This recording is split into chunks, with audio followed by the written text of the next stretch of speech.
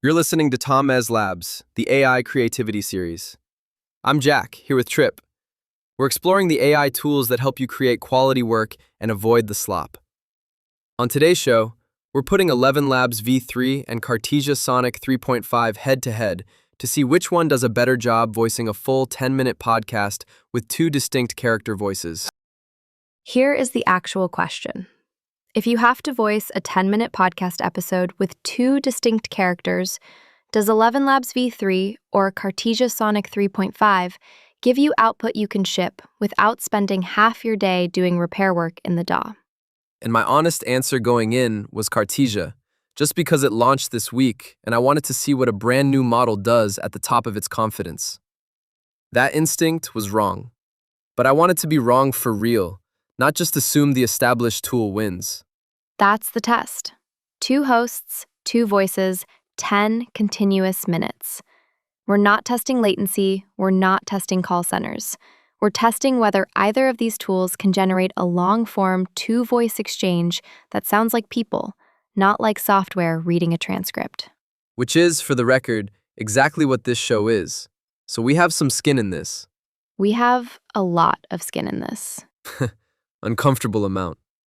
ElevenLabs V3 hit general availability in March, 3 months ago. It replaced multilingual V2 as the platform default.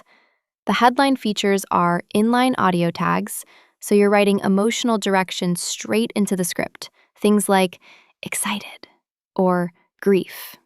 A new text-to-dialogue API built specifically for multi-speaker generation, and a claimed 68% reduction in complex text errors. The trade-off ElevenLabs made explicitly. V3 runs a larger model with a higher fidelity codec, and it cannot operate in real time. They tell you directly, if you need live or streaming audio, stay on Flash. This is a pre-rendering tool. That's the design choice. The thing I noticed right away in V3 is how much the audio tags change the workflow. You're not fighting the model at the audio level, you're directing it at the script level. For a 2-character format where you need each voice to carry different emotional weight, that's actually a significant shift from how V2 worked, which was render each voice separately, edit them together, hope they feel like a conversation. Cartesia Sonic 3.5 launched 2 days ago. Paired with Ink 2 as a unified real-time voice stack, it's built on state space models rather than transformers, posts 82 milliseconds to first audio, and currently sits at the top of the Artificial Analysis Speech Arena leaderboard. The library covers 42 languages. It's in production at scale. Poe is running on it, and operators are handling 20 million or more outbound calls monthly. The named improvement relevant to this test: earlier Sonic versions showed voice drift at 60 seconds or more. Sonic 3.5 is supposed to hold timbre stable across the full duration. That's the claim. Also, and I want to name this clearly, the speed control and volume control on the Sonic 3 latest alias are temporarily disabled. If you need those, you have to pin to Sonic 3. Just a thing to know before you build your workflow around the current version. So the test: 2 voices, 10 minutes, continuous output. I want to hear how Jack ran it. So I ran V3 first. Built a 2-character script, tagged emotional direction inline for each character.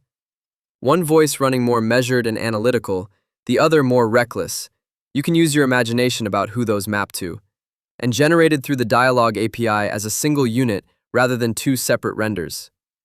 The first 2 minutes sounded genuinely good. The character differentiation was there. The voice that was supposed to be warmer was warmer. The voice that was supposed to be drier was drier.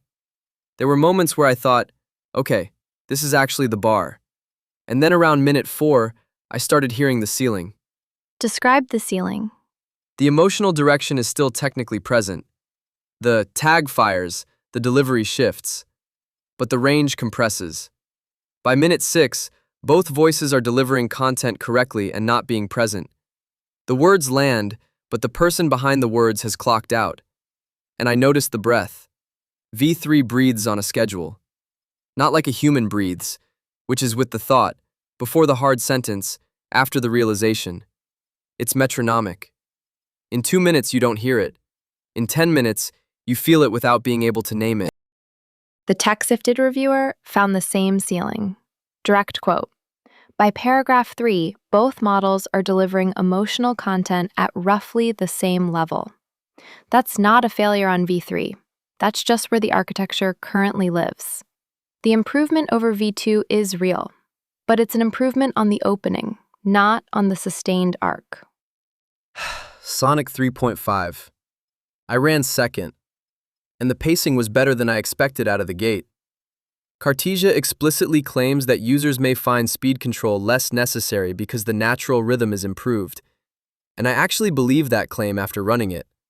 The prosodic rhythm felt less constructed, but I hit the emotional differentiation problem fast. There's no audio tags equivalent. I can adjust at the API level, but there's no inline emotional direction in a script-based workflow. Both voices sounded natural. They did not sound like two distinct people. They sounded like the same capable voice in two registers. That's the structural gap. Sonic 3.5's architecture is built for duration stability and low latency. Those are real-time interaction values. ElevenLabs V3's architecture is built for expressive fidelity in pre-rendered output. They optimized for different problems, and the test we ran is squarely in V3's domain. The drift comparison is where it got interesting, though. Because V3 has a known long-form drift issue, no confirmation in the window that it's fixed, and Sonic 3.5's pitch is that it solved drift.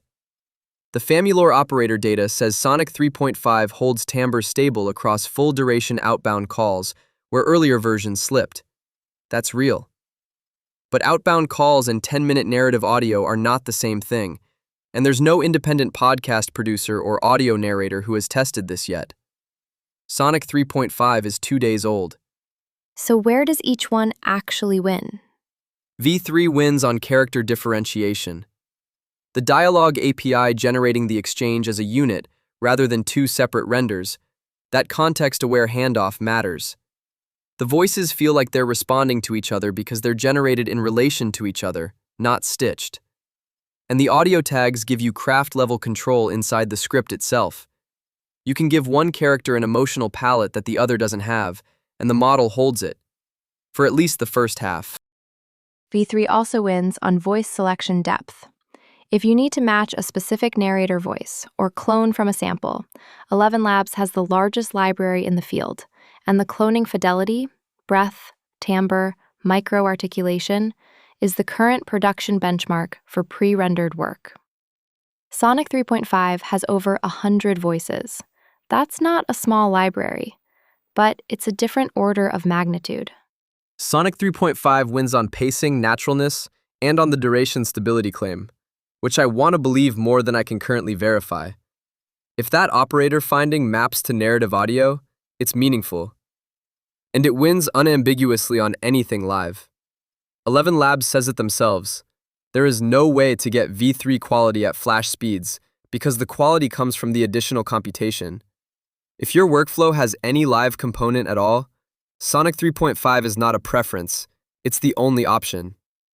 Now, where do both tools fail, regardless of which one you pick? Grief. Specifically the fourth paragraph of grief, after a human narrator has metabolized the emotion and is delivering something interior and different. Both tools can do the moment, neither can do the duration. The voice keeps delivering the words correctly, it just isn't in the room anymore. The breath problem, I'd add. Both tools breathe on a schedule. Human narrators breathe with cognitive rhythm, the inhale before a pushback, the pause before a realization. Neither tool has that. In a 10-minute episode, the cumulative effect is that the voice sounds capable but unpresent. That's the slop tell in long form. Listeners won't name it.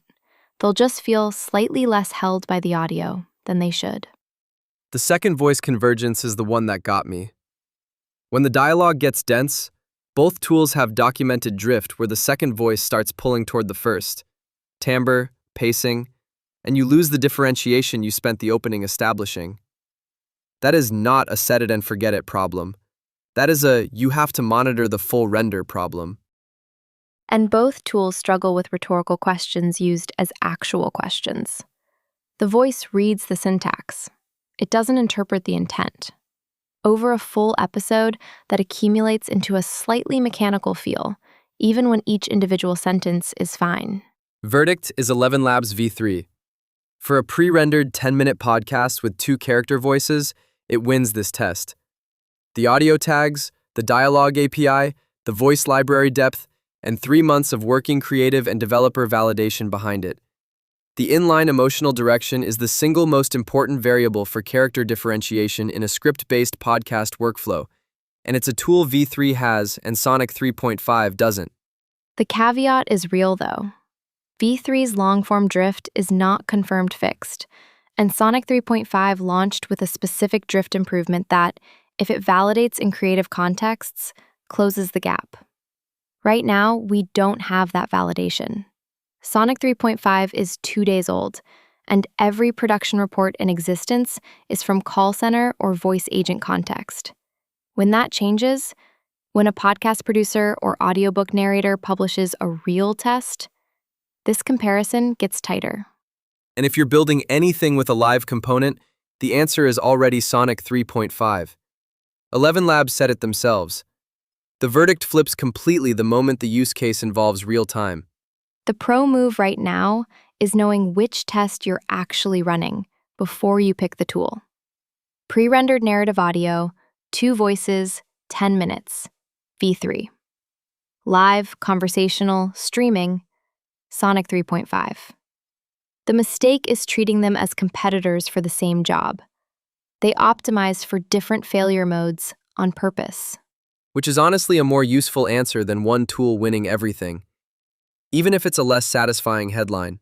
The satisfying headline is, the tool that launched 3 months ago beats the tool that launched 2 days ago. And that gap is going to close faster than most people expect. That's the AI craft worth knowing about this week. Follow Tamez Labs if you want to stay ahead of your field and your competition. Stay hungry, stay foolish. Grep News. Tamez.